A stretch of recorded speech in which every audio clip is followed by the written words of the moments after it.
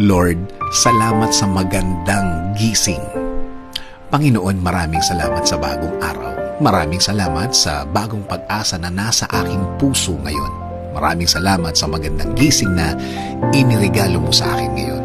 Salamat sa bagong araw na ibinigay mo sa akin ngayon. Alam kong mararamdaman ko na naman ang iyong guidance sa aking buhay. Maraming salamat sa mga instructions na natanggap ko sa aking puso. Alam ko na laging ang puso ko ang lagi mong kinakausap. Kilala mo ako, Lord. Alam mo kung ano ang laman ng aking puso at isipan.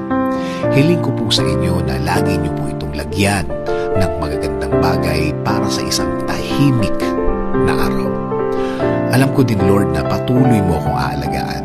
Tulad ng mga nakaraang mga araw na nagdaan kung saan naramdaman ko ang iyong pag-aalaga na bahagi ng iyong pagmamahal sa akin.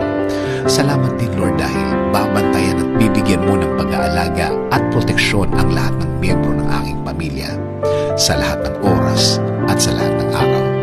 Oo, may mga problema din akong mararanasan pero sa blessings niyo pa rin ako magfo-focus hanggang sa matapos ang aking araw na yun. At tulad kahapon at noong mga nakaraang mga araw, I know that you will provide for me.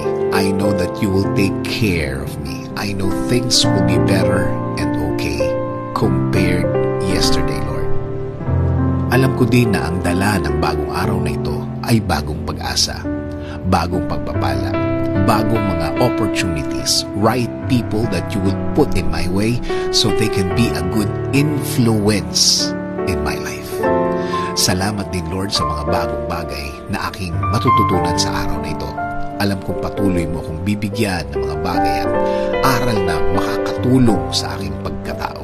Kaya, Lord, thank you sa magandang plano mo para sa akin, para sa aking buhay, at buhay ng aking pamilya.